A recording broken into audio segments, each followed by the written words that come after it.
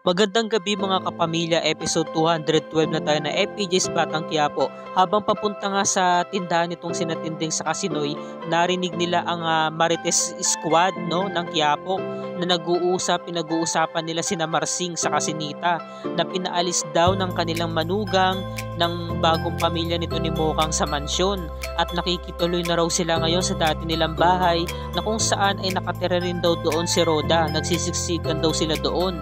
Kaya naman napahinto itong si Noy at inawat itong si Tinding. Lumapit siya, sabi niya, "Oy, mga ating, ang aga-aga, nag-uusap kayo ha. Ano ba yung latest?" Kasi Mang Noy, etong sinamang Marsing sa si Aling Nita pinalayas ng kanyang manugang at ngayon nakikituloy sila sa bahay mismo ni Roda sa dati nilang bahay. Ngayon pumunta na nga sila sa tindahan para magbukas, ang ingay-ingay ni Roda. Ang sabi niya, ang babagal ninyong kumilos kaya walang gaanong bumibili sa atin ngayon dahil ang babagal nyo. Nakisingit siya, sabi niya, "Manay, ano yun? Totoo ba yung balita na nakikituloy sa inyo ngayon sina Aling Nita sa si Mang Marsing?" Sabi ni Roda, "Ay naku, wag na natin pag-usapan yan. Yang sina Marsing nakikisiksik sa bahay ko. Pwede ba? Wag na natin pag-usapan yan at naalidbaran ako. Sige na, bilisan nyo dyan." Sabi naman ni Noy, "Confirm nga, Tinding. Nandudun nga sila ngayon sa bahay mismo ni Roda." Sabi naman ni Tinding, "Hindi pa rin ako naniniwala, no? Si Mokang pa, hindi niya hahayaan na may mangyaring hindi maganda sa mga magulang niya. Kaya hindi pa rin ako maniniwala hanggat hindi ko nakikita." Sabi naman ni Roda, "Bilisan nyo nga kumilos dyan." Sabi naman ni Noy, "Hindi kaya nalaman ng pamilya ni Mokang na yung Kuya Edwin niya nakulong kasi dahil sa droga?"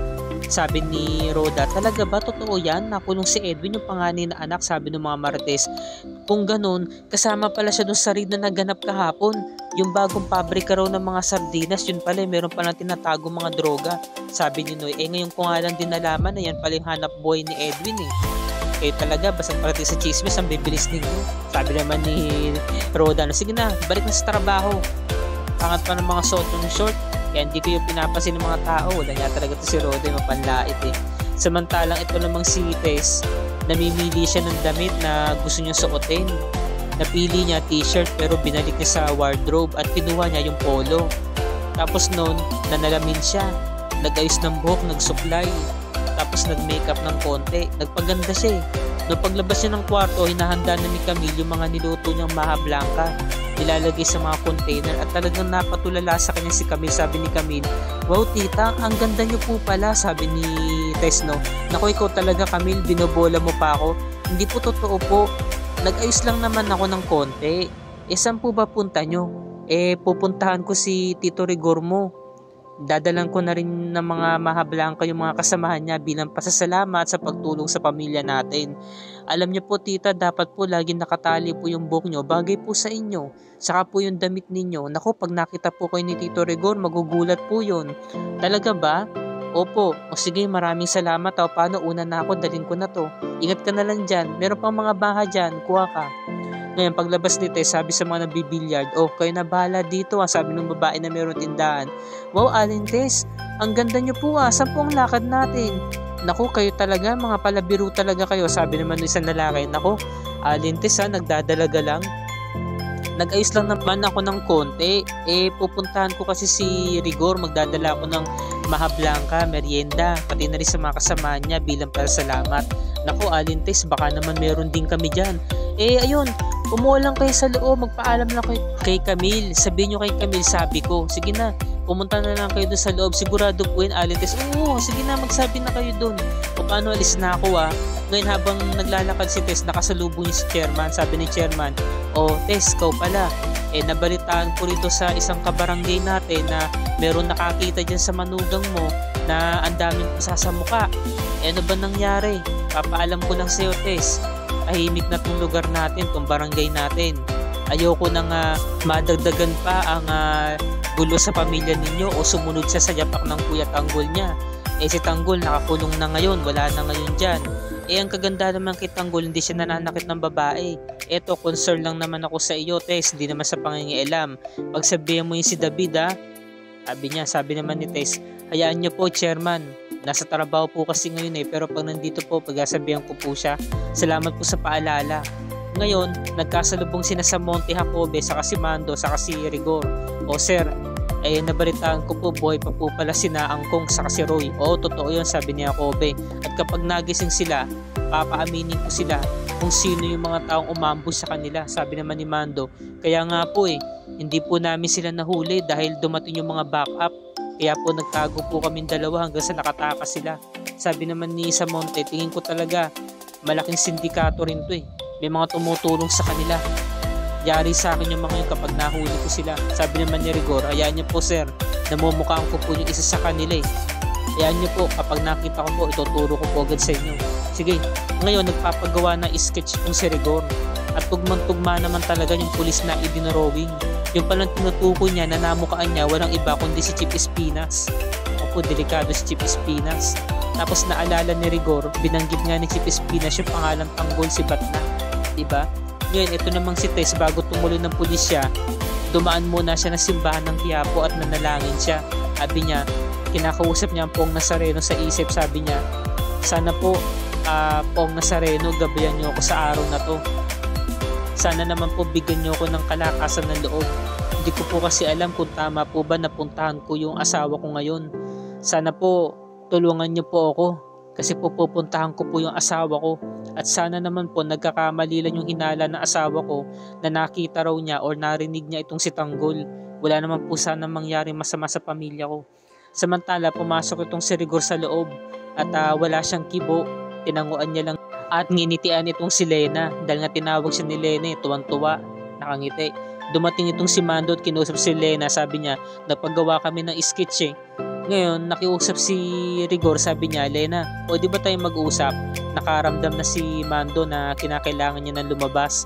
Sabi niya, sige pare, dalhin ko lang to i-report ko lang. Sige.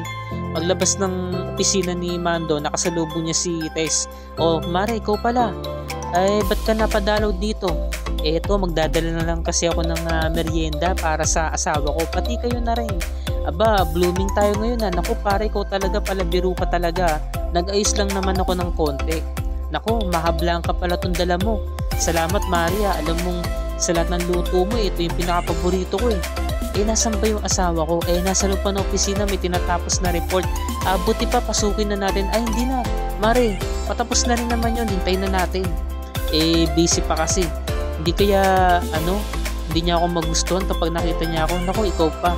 Ngayon, eto na. Pinagtapat na nga talaga ni Rigor kay Lena. Sabi niya, Lena, nahuli na tayo. Nahuli? Nino? At saan?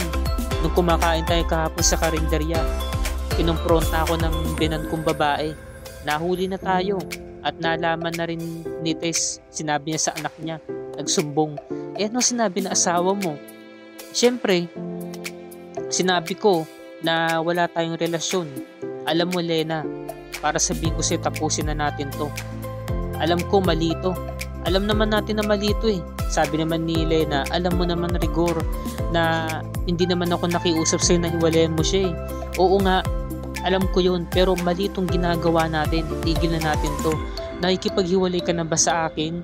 Alam mo naman Rigor, mahal na mahal kita. Gusto ko kasama kita palagi. Lumabas na nga tong si Rigor na opisina at umiiyak si Lena sa loob. Ngayon paglabas ni Rigor, nakita niya si Tess at nagulat siya.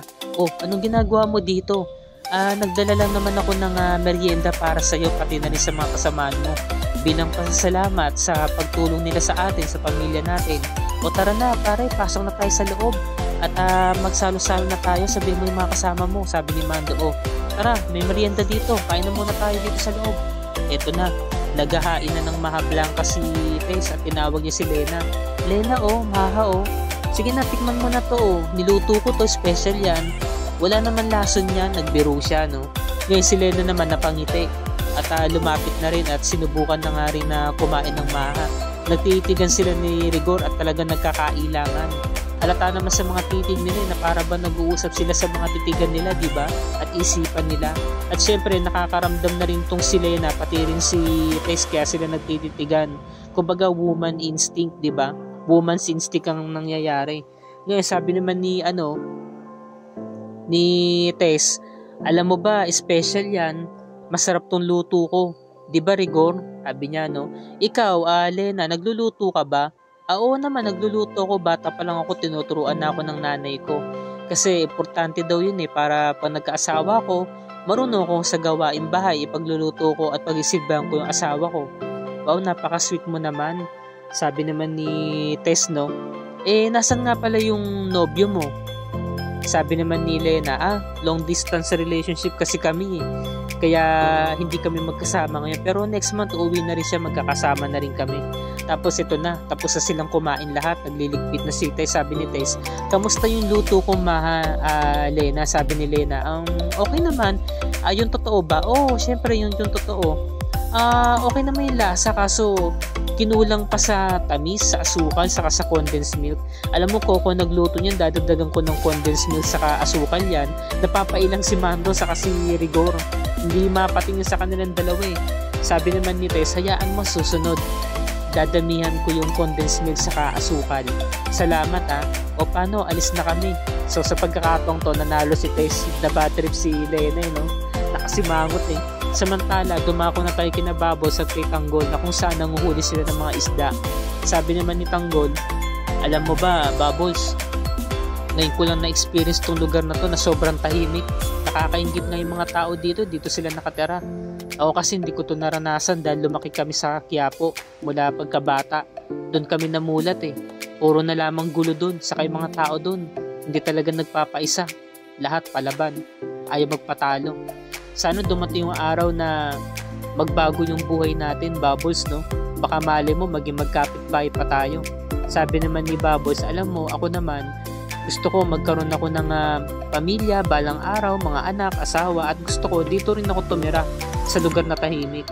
Sabi naman ni Tanggol, alam mo ba, Bubbles, magtitiwala ako sa iyo, Alam mo, ayaw na ayaw ko na talaga ng mga pinapagawa sa akin ni Chip Espinas bago tayo bumalik mamaya sa selda. Kung maaari sana matulungan mo ako makatakas, sabi ni Bubbles, no? Naku, Tanggol, sarili ko nga hindi ko nga matulungan Alam mo, habang buhay na tayo maninilbihan kay Chip Espinas, habang buhay na ganito na magiging trabaho natin, sabi ni Tanggol, sana magkaroon pa ng pagkakataon na mabago ang buhay natin. At dito na po nagtatapos ang review and recap para sa gabi nito, mga kapamilya. Pakatutukan natin ang susunod pang mga kaganapan sa FPJ's Batang Quiapo. Napagdesisyonan na nga ni Nababo sa kanitang Tanggol na bumalik na nga ng selda dahil alam nila na maaaring manganib ang buhay nito ni na Teng, no? At pati ng mga grupo pa ni Tanggol, di ba? Sa kami ni Chip Espinas dahil nga nasa selda na sila. Di ba? Papahirapan sila para nga naman makabalik na itong si Nababo sa si Tanggol. Samantala, naisip muna ni Tanggol na bago pumunta ng selda bisitahin muna ang kanyang pamilya. So sa pagkakataong ito, makikita siya ni Tinding na mismong lola niya, di ba? So yan ang mga maghaganap sa susunod na episodes na FPJ's Batang Quiapo. At kung bago ka pa lamang sa aking channel, kapamilya, kung maaari lamang ay makahingi ako sa iyo ng munting subscribe at i-hit mo na rin ang notification bell icon para lagi ka updated sa mga episodes ng programang ito and other kapamilya shows tulad nito. Magandang gabi po sa lahat. Maraming salamat po sa inyong panonood and God bless us all.